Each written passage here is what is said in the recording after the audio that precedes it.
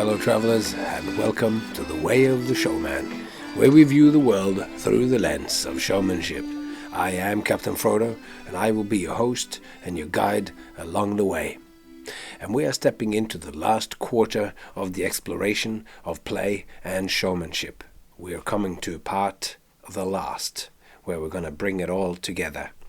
So we're going to do a little synopsis here of what we talked about in the last episode, as has become the way that we do it these days.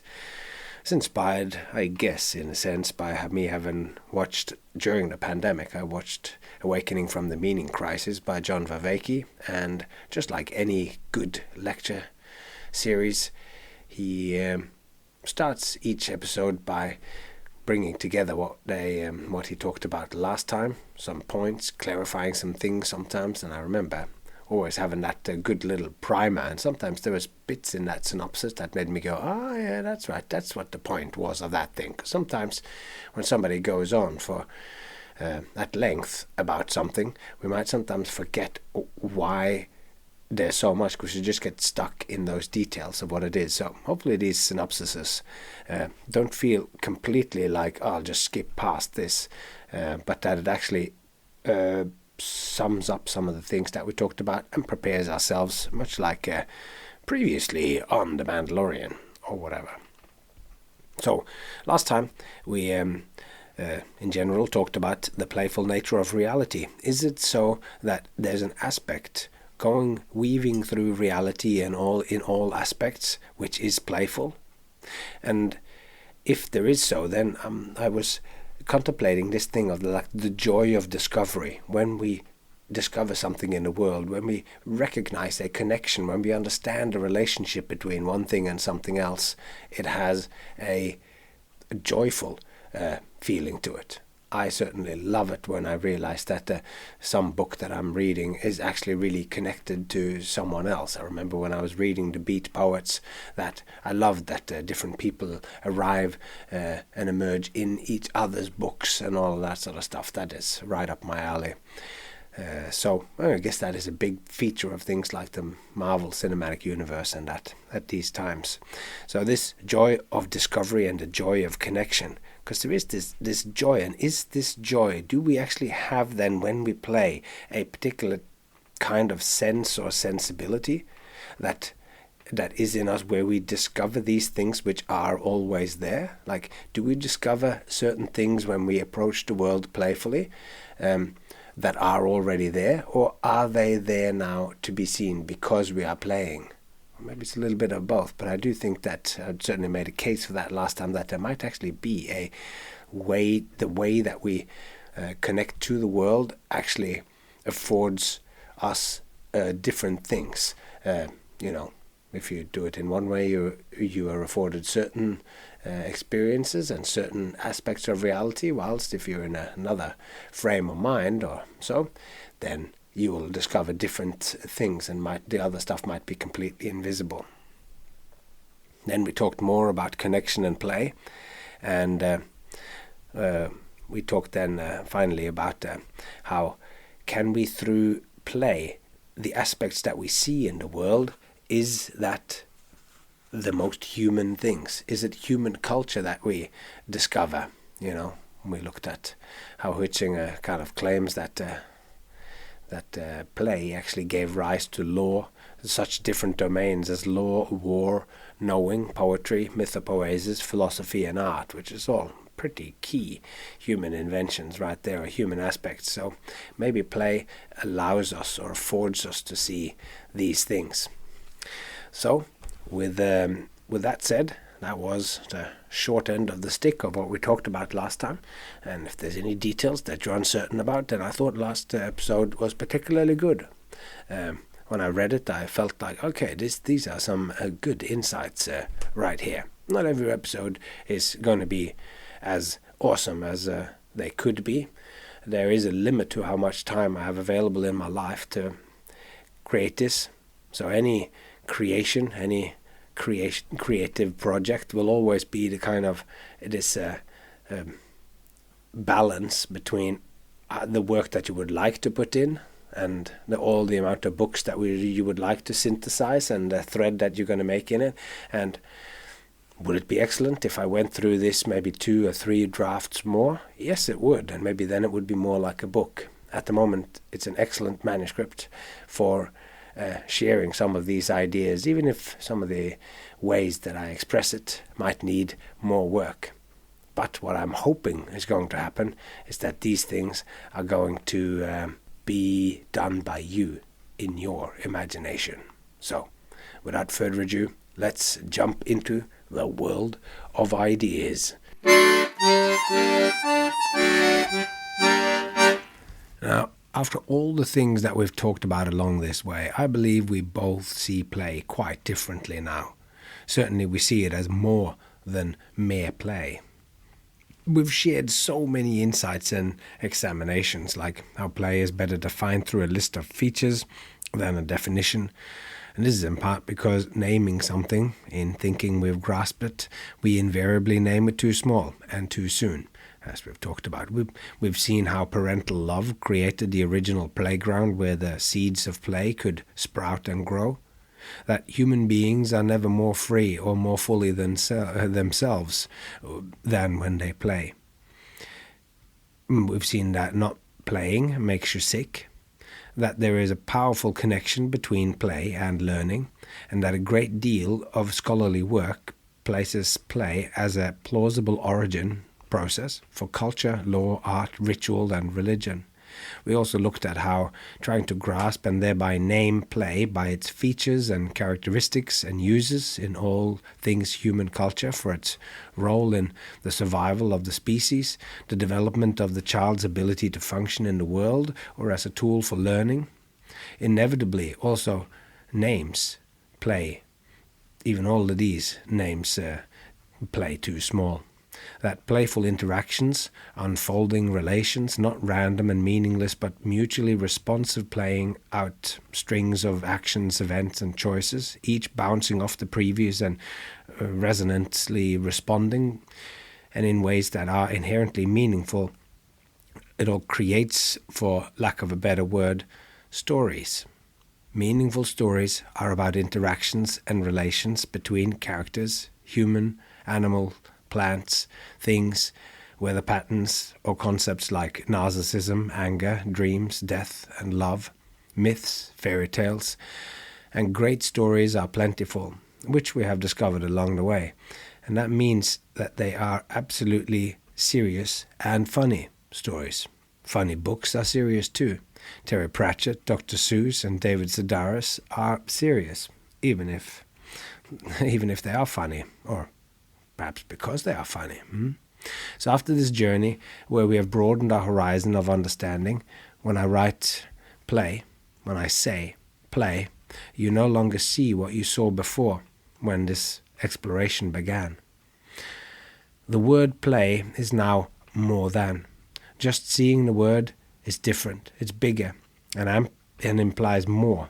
It's a rich symbolic arrangement of letters. So much meaning is in it now. You're no longer the innocent child, you have matured your understanding of it, realizing that the way you understood play before going into this journey was naming it too soon, making it less than it is. But so this journey will continue. When in 7 years you, on a strange occasion, where just enough solitude finds you, and you again see, for some reason or other, incomprehensible to you perhaps, and you utter the word play out loud, or you see it written, then you will again know this anew.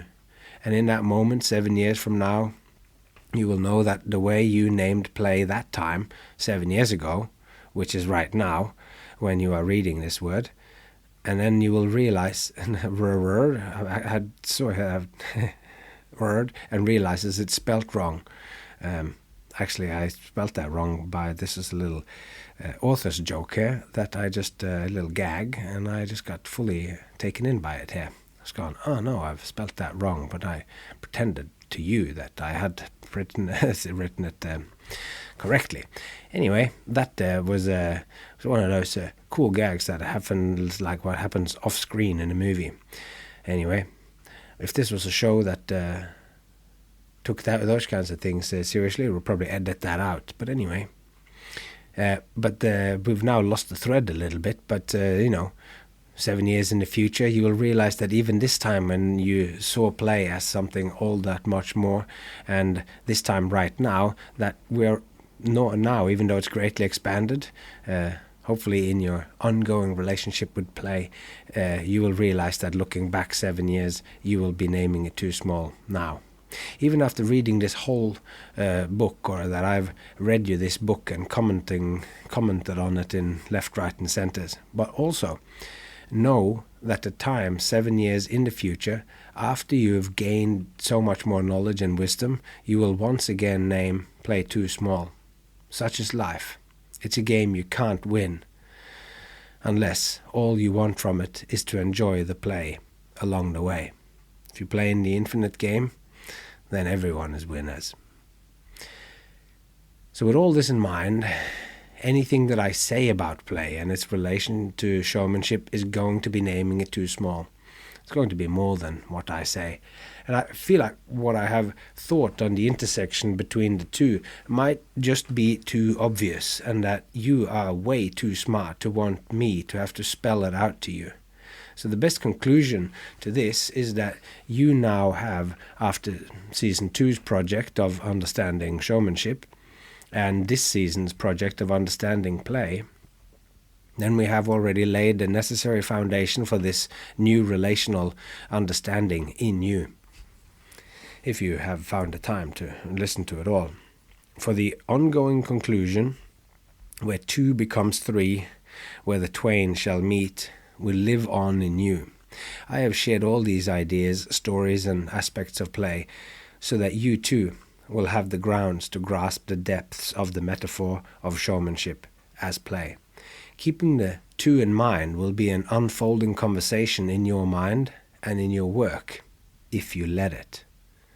The metaphoric relation between them is the process of them fitting and not fitting. It is how they are and aren't the same.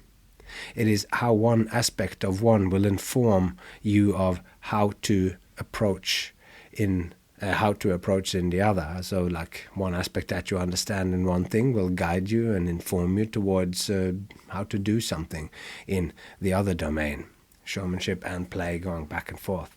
And I hope that by keeping in mind lightly the expanse of all that performing and showmanship is to you, whilst at the same time having this new expanse of play equally lightly in your mind, the two will conversationally spark off a never-ending story. A never-ending story emerging from the melting together of the two horizons of understanding, play and showmanship. And all that said, I can't stop now. I must give some indications of what has emerged in the conversation between the two in me, as small as these insights might seem in the process of naming them. This, what you're hearing now, is kind of like a preamble to the final part of this project. And before we go in, because what we are going to do is that we're going to look at each of the 5 criterias for play, and then we're going to see if I can tell you what, of course we could go on about this, but I'm going to give you a few ideas of things that I think relate directly between performance and these 5 criterias.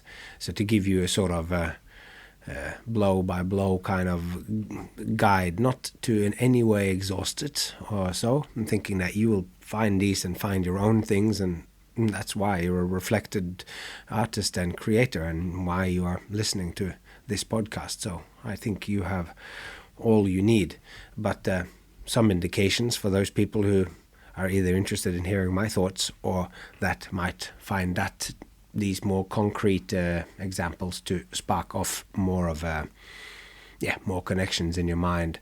But before we get on to that, that's the topic of today's episode. The whole thing is kind of like a mix between a summary of what we have already talked about and then where this is going. So I'd like now to read a little quote by Bruce Caron, which wrote that book Inside the Live Reptile Tent that I spoke about, where I first heard about Alan White and this idea that there is no intrinsic link between seriousness and importance, and all that we spoke about a few episodes ago. So let's talk a little. I do this quote. Bruce Caron put me on track of taking Carnival, this picture of what a carnival is, as a more poetic, mythopoetic thing. And that book came out in 2001, and I must have read it a couple of years later, 2003 maybe, or something like that, 2002. Anyway, the quote goes as follows. Here, we need to admit that even carnival laughter cannot overcome our fears the first time. Like most things worthwhile, the laughter that conquers fears always also takes practice and relies on a personal history of acquiring certain skills. The upside is that we can get better at this, with the carnival midway as our laughter boot camp. It may not always be pleasant at the time, but when we tackle carnival risks, we signal a desire to strengthen our own emotions, and we gain an awareness of both our vulnerability and our invincibility. Taking a chance at the carnival is a small first step towards knowing where and when to take other chances, how to laugh when the game is lost, and that there is always another chance to win. We've wandered far along the way together, and it's time to take a turn back into the world of showmanship. Because the way that we've walked the last almost 20 episodes, 19 episodes or whatever, has been pretty much specifically be about play, and every now and then I remember that I'm ringing the bell of showmanship and going, do you see the connection here? Hopefully that will have trained you to hold these ideas lightly and connect them together in your mind. So now we step out of these lofty, high ideas from the high castles of philosophy and academia and back out onto the showgrounds on the edge of town, where, as luck will have it, a carnival has set up, with rides, shows, the greatest fat-fried foods one can find, and games of chance that will secure you not only a large plush version of Baby Yoda, but that also will impress the girl that you've had a crush on from school. The carnival is a fairground where play permeates everything. There is play in the very physical form of getting on the carousel, Ferris wheel or roller coaster, and where you literally get spun and shook in ways that you haven't since adults were giants who could do similar fun things to you. There are games of chance and games of skill that you might be uniquely suited to play, or that you might wish that you were able to win for yourself or to impress some significant other. There is also a constant play with the truth. Who knows if the barrels of the guns at the shooting galleries aren't bent just enough to make you unable to win that AC/DC engraved rock and roll mirror? Who knows whether the woman's beard at the freak show is real? Is popcorn actually healthy? Is there significantly less sugar in the huge bowl of candy floss and fairy floss than a bottle of Coca-Cola? Is there actually a living person inside the canvas tent in the corner with teeth growing where fingernails should be? And will all the girls inside the all-girl review attraction really show it all? These are questions you can only get answers to by participating. Only by buying the ticket can you take the ride and decide for yourself not only whether it is true or not, but whether that even matters. Perhaps the most important thing about the ghost train isn't whether it really is the scariest ride ever conceived by carnies, but the opportunities that it affords you and your significant other when you get to ride into that dark tunnel together. Truth at the carnival is a malleable thing, best approached playfully. Alive on the inside. People from all walks of life can come and let themselves be enticed by the allure of the attractions along the midway of a carnival. Attractions lining both sides of the midway are garish and outlandish and colourful. The angles, the embellishments of the architecture is designed for maximum amusement, intrigue and entertainment, so even the venues are strange attractors. On the insides of the canvas and the painted show fronts you can see magicians, strongmen, high divers, girl shows and freaks, real human freaks. At least you could have seen all of this in the past. But for us, fellow travelers in the imaginal space, in the imaginal realm, in the realm of the collective unconscious carnival of dreams, all this and more is available to us. The Carnival of Dreams is made from bits and pieces of popular culture, as much from movies and books about carnivals as the real agricultural shows with carnival elements or the modern, mainly mechanical ride-based shows that you might see at a music festival, or any odd lot in your own real town at home, the way you live. Real or not, whether you can see this or that attraction in your own hometown is for us beside the point. This domain of the carnival plays out for real in the same way that myths and fairy tales are real as manifestations of deep interests, desires and dreams and dark dramas of humanity. In the real-life American carnivals of the past, the sideshows were a staple sight to be seen. Once called a 10-in-1, as in 10 attractions in one show, even if, in good carny tradition, there was probably rarely more than a 5 attraction. Outside the tent there would be usually a man who would talk the talk and gather the carnival patrons with his stories and his hype. And once he has a crowd, he would maybe present on the little outside stage a glimpse or a snippet of something that you could get to see in full on the inside if you bought a ticket. In addition to the live talker gathering audiences, there was the sideshow banners. These were often huge. Some were big, like 2.5 by 5 meters, or even bigger, and other smaller paintings have a distinct style, a kind of folk pictorial representation, as outlandish and exaggerated as the sideshow and freak shows themselves. The images are rather naive in their execution, but always very to the point and effective.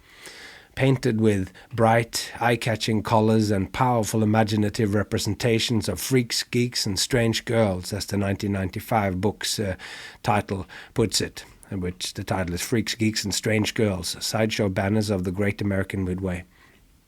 Sideshow banners were unashamed advertising, hyperbolically promising the fantastic and the fabulous. And anyone who has spent any time looking at the banners of the American carnivals will have seen the word alive painted inside circles like star explosions on sale advertising signs in store windows. We might find this an odd thing to need to point out, as alive is one of the most oft-repeated words on sideshow banners in general. The alive exclamation was there to tell the carnival patron that there actually was a living, breathing human being, resembling a penguin or an elephant or having 3 limbs inside the tent. Once bought the ticket, and once you've bought the ticket and you've stepped inside the canvas, the promise is now that there will be a person there who actually would swallow a sword or lift an anvil with his nipples, as Rasmus Nielsen did. Why was this so important that it needed to be pointed out so frequently? Well, the thing is that when sideshow had its heyday, there were many shows which were more like what we today would think of as museums. These shows had display cases with babies in jars, deformed or otherwise. It had wax figures, rare stuffed animal curiosities like calves with 5 legs or chickens with 2 heads, and even just some of them had just photographs of grotesque or alluring people or things that would pad out the show that only had the sideshow talker and a ticket seller and no living or alive attractions on the inside. With the pervasiveness of these kinds of museum shows, it meant that show operators who'd managed to engage the likes of Frank Lentini, who actually had 3 legs and could kick a football with his 3rd leg, or the Hilton sisters, who were a pair of Siamese or conjoined twins, and Violet, one of the Hilton sisters, she was a skilled saxophonist, and Daisy played the violin. And if someone like this actually sat inside your showman tent, this fact would be the most salient selling point, practically demanding the phrase, alive, with a big exclamation point after. The average sideshow show talker was pragmatic. He had one job to do: attract attention, gather crowds, and make people buy tickets. He needed to create anticipation, intrigue, and interest to such a point that the carnival patrons would want to fork over cash to buy a ticket. And hopefully, by the end of this great oration, with all the tricks of a good huckster and advertising/salesman, then he would have convinced you that all that really good stuff, it will all happen on the inside. And to see this, all you'd have to do was to buy one of these tickets that weren't even particularly expensive. And not only that, he would make you think that the price paid was low compared to the wonders that you would encounter on the inside. The good talker would make you believe that you got a bargain on account of the glorious wonders awaiting on the inside, alive and on the inside. Sacred and profane. Sacred spaces and profane spaces. Let's explore that a little bit. So the phrase on the inside, it clearly separates the outside from the inside, which is something that we've already spoken about this here. And it postulates, we spoke about this on Alan White and all that, which was also in the same book. The original seed for my exploration of that was in the Alive on the Inside. No, not Alive on the Inside. The inside a live reptile tent. Anyway, the phrase on the inside clearly separates the outside from the inside, and it postulates an interior where what is and what occurs is of tremendous fascination. The sideshow talker, or barker as he's known in popular culture, promises that what happens on the inside is essentially different from the common everyday events of the outside. Mircea Eliade describes this move as central for the creation of extraordinary spaces. There's Mircea Eliade has written about shamanism and has written many excellent things. He's a religious historical thinker. Excellent for those who are interested in that. And what I'm basing this a little bit on is his book called The Sacred and the Profane from 1957. So in this he describes this move of saying that there is an inside and an outside, and what's on the inside is different than on the outside, as the central move for the creation of extraordinary spaces, which he calls sacred spaces. Concrete, real places where rules are different, where experiences are more than, greater than, or other than experiences in everyday spaces, or what he calls profane spaces. And this is a quote: "For religious man, space is not homogeneous. He experiences interruptions, breaks in it. Some parts of space are qualitatively different from others. Draw not nigh hither, says the Lord to Moses. Put off thy shoes off thy feet, for the place whereupon thou standest is holy ground." That's from Exodus. And there is then a sacred space. There it is, and hence a strong, significant space. There are other spaces that are not sacred, and so are without structure or consistency, amorphous. Nor is this all. For religious man, this spatial non-homogeneity finds expression in the experience of an opposition between space that is sacred, the only real and really existing space, and all other space is the formless expanse surrounding it. That's from The Sacred and the Profane by Mircea Eliade from 1957, page 20. There are in the world two modes of being, distinctly different from each other, Eliade says. One is the profane, and this is the mundane world of everyday life. We wake up, we go to school, we work, we eat, we drink, we go to the toilet, organize life, and make plans for the future. But in addition to this, there is a wholly different way to experience life, and this is perhaps not so immediately clear to the secular Westerners, such as myself and a lot of my listeners. Yet, when the pandemic came, several months into the lockdown, when animals ventured further into the cities than ever before, when the streets of even bustling metropolises were practically empty, there was a shift in mindset. There certainly was for me. I walked in nature and on empty city streets, and I found that almost immediately, as the barrage of information and interactions receded, the cracks that opened up invited a different kind of conversation. The books I read, the courses I embarked on in this time were more poetic and more metaphoric than usual. Poetry became apparent in everyday actions in ways that I didn't normally. This is a space of being, that where we perhaps only encounter when we take a camping trip into nature, when we go on a holiday to a place where there is no internet connection. Admittedly rare, I concede, in times like this we experience this, but often after a few days in this kind of space, we can sense a kind of arrival, like we have finally caught up with ourselves. The noise and the speed and the pressure of modern everyday living finally allows us to relax into the present. Into the present, poetry and meaning and a state of being unlike normal life starts to emerge. Perhaps it's better to say that as the clutter falls away, we return to this state of being, which at some point in our archaic past must have been all-pervasive. When after a hunt, sitting full around the fire, after a feast, nothing breaking the silence but the crackling of the fire and the wind in the trees and the noise of bodies, poetry, myth, and fairy tales, all of a sudden is not something. No, it's not just florid abstraction, but the only language powerful enough to express what we feel. Today, we glimpse this in moments of personal tragedy, at the loss of a loved one, as we are told a devastating prognosis by a doctor, as we have our heart broken. The incessant chatter of everyday life becomes annoyingly empty and frustrating.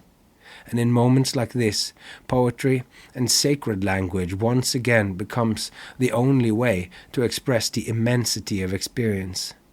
This perhaps captures the state of sacred being for the non-religious. For the religious or spiritually open-minded, the sacred is a reality much closer to experience. One can enter into it through the door of a church or a synagogue, and boom shankar, we find ourselves in sacred space. Quote, in the last analysis, the sacred and profane modes of being depends upon the different positions that man has conquered in the cosmos. Hence, they are of concern both to the philosopher and to anyone seeking to discover the possible dimensions of human existence. Again. And in this state, it can become so real that it's uncomfortable. For playing at the carnival is playing with boundaries. It's a place of questionable taste, coarse caricatures and brightly colored reproductions. In 1999, Lynn Doherty directed a documentary called Sideshow, Alive on the Inside, and I don't think this was the first time when I heard this phrase, but it certainly did a lot to cement this phrase in my mind, alive on the inside, not just as a pragmatic phrase used to sell tickets and advertise on banners, but as a poetic expression of what lies at the heart of the freak show and sideshows. At that time, I fully identified as a freak show and sideshow artist. I was aware that I was working with entertainment rooted in unease, but to me, there was a distinct beauty and a closeness to reality in these carnival art forms. The sheer viscerality and visceral experience of finding yourself face to face with a genuine human freak is extremely confronting and powerful. The experience of stepping into a tent after paying for admission and then finding yourself staring at a human being altogether different than you is quite a mindfuck. I have only actually really had this feeling, and it was, as most carnival attractions, based on a certain level of subterfuge, but it was a show called Sixth Sense, where a smooth-talking Dutch guy lured us all into his tent with the promise of a genuine demonstration of a paranormal phenomenon. And on the inside, the man promised you that he would be able to see through the eyes of another person, which is a bold and bizarre claim, no doubt. And I bought a ticket and I stepped inside, finding myself in a rather small tent with an adult man clearly mentally different. He sat in a kind of high chair, like what you see an infant in. And the feeling of realizing that I had just paid to see a person with some sort of intellectual disability, it was just shocking to say the least. And as it turned out, the man and the fella from the outside, which turned out to be his older brother, showed us an absolutely astonishing demonstration, proving beyond reasonable doubt that the man in the high chair could indeed see through his brother's eyes. Now, in full disclosure, there might have been magic involved, as in the secular kind of magic, and as with all things belonging to the carnival, the showman played with reality wonderfully, questionably, and outrageously. And be that as it may, I got to realize that vulgar, raw power of having bought a ticket to see something which absolutely would be considered problematic in the terms of political correctness, or any which way you view it, and it was shocking. It was an experience I would not want to have been without. A person born different, presented in such a setting, is overpoweringly affective. Not just effective, but affective. The so-called sideshow working acts like sword swallowers aren't born different, but rather become different by presenting unusual skills. But not any unusual skills. The reason sword swallowing has become forever connected with the freak shows is the peculiar power the act has. It is a weird skill which affords a weird experience for the spectator. There is something deeply intimate about it, a participatory aspect where you can practically feel it to the point that you might gag in sympathetic resonance with the performer. The classic working acts of human blockheads, where the performer puts a large nail or a screwdriver or something like that into their nose, and sword swallowing, both quite directly, has something to do with pushing into the interior. Metal objects penetrates deep into the head or stomach through the throat of someone, and witnessing either makes you feel it in your own gut. To me, who believed and still believes that the book of reality is written like poetry, not as a product description of a washing machine, the phrase reflects this deep interior aspect of the sideshow experience, alive on the inside. The arts that belong in the sideshow as opposed to the main event at the big circus are qualitatively different. The greatest show on earth, the circus, is a wonderful, thrilling, and spectacular fun for the whole family, and sideshow is for adults and for the youth, not for the whole family. Or when you are coming of age, the transgressive acts of questionable taste tickles you pink. As teenagers, these transgressions mirrors our own fluidity. We are literally changing, boys and girls alike. There are physiological changes to our bodies. Breasts emerge, legs stretch, hair arrives on the upper lips, underarms and legs, and along with this, there is a major inner upheaval too. Hormones sends emotions roiling like our insides when we're getting on rides and roller coasters. So you're seeing the child, you retreat, like you're seeing in the mirror. You see the child you are and the child you were retreat behind you in the mirror. But the future you also see, the one that you'll become, and your role that where you're steering yourself towards, this is still foggy. You are lost. You're left lost at the wheel, seeking in the outer geography clues to where the chaotic inner geography belongs. The sideshow acts promoted on the banners are alive on the inside, and it will make you feel alive on the inside too. They will make you feel strongly. They'll make you feel strongly, and the phrase alive on the inside promises that the event they will witness will be organic, like life itself. That it will be a living, participatory, and interactive process. The experience will grab and pull you along, reminding you that the more you engage in it, the richer the rewards will be. It's alive on the inside, and you can be too. You resonate with it, and you will get richer rewards. The promise of the sideshow banner on the outside of an exhibit becomes not just a promise from the sideshow showman on the outside to the ticket-buying carnival patrons. It also becomes my personal promise to myself to stay alive on the inside. For only by having a living, breathing, endlessly expansive and always learning inner world can I present the pulsing meat of human experience to my audience, as we promise in the Showman's Manifesto that you can find in another episode ages ago. The performer on the inside will present something important and unique from their own inside. That's what we see in the ring, on the stage, on the sideshow ballet. We will see acts that are real, and the performers are real artists doing real things for real people. It's so real that it can become quite uncomfortable. And to me personally, it has become a reminder that my acts should be alive. They should feel like living things, completely part of myself. It is part of what shaped my understanding of an act as a kind of mimetic organism. An entity that beneficially could be thought as to have its own ideas, feelings, and willful expressions. The truth of my acts are truths to a certain extent that are true to me. I am not an actor playing a role very different from myself. My acts are reflections of me. External expressions of inner truths I find attractive.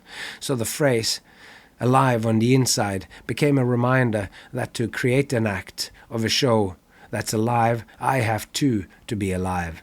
That I have to seek out fuel for my internal fire of ideas, for skills and feelings, and that I always have to expand myself, to keep learning and keep growing, that I need to maintain an interest, an ever-growing interaction with the world, to stay alive on the inside, both in an inward fashion, by exploring what lives inside myself, and also by stepping out into new territories of the outer world and engage in those. How can I maintain this? How do I do it? Through curiosity, sociality, and play. What am I doing here with the carnival and the alive on the inside phrase? I'm playing. I'm revealing the many layers and subtle kinds of play one encounter in the midways. And I haven't written this in a white goods appliance manual fashion or instructional booklet where I say this is how X feature of play finds its equivalent or can be used as a tool in performing. I've tried to paint a picture of a poetic and symbolic carnival which still is rooted deeply in the carnival actual, like a real carnival thing. I want it to be real, and apart from the occasional indication, I have left this playful literary version here in this what I'm talking about right now, and the exploration of the carnival as an exercise for you to conjure up the many facets of the newfound knowledge of play and to use it as a kaleidoscopic telescope to grasp the transactional and playful conversational experience of visiting a carnival, then any carnival or anything like this literary carnival of dreams. What does your kaleidoscope, with its mirrors of play, reveal about what the performers inside the tents are doing? What does it show the fun of the carnival patrons to be? What's the nature of the way that the carnival barker invites you in to see his brother in the high chair? Or the game of chance, or skill operators' enticing invitations, through the kaleidoscope, through the clear lens, or straight up as an actual screamingly obvious aspect of reality, we see that it is all playful. Along the midway of a carnival, the play is not done within the boundaries. You play with the boundaries. The kind of play reveals the heart of the weird along the midway, the world between, the midway, the world between, as it presents before being named and defined. Play reveals the heart of the weird as it is before it is named and defined. All right, that was a journey along the midway, the middle way, the world between, the place of interest, the place of interest, being between. So I hope that you liked that little riff. It felt to me like it was flowing quite good, and that it was capturing some of that excitement that you might feel along the midway, which is, in a sense, then the metaphorical home for the showman. A possible home anyway, and I hope it somehow piqued in you this kind of playful approach to what we do, where we play with the depths of showmanship, and we play with play itself and what comes out of having that kind of feeling in the work that we do.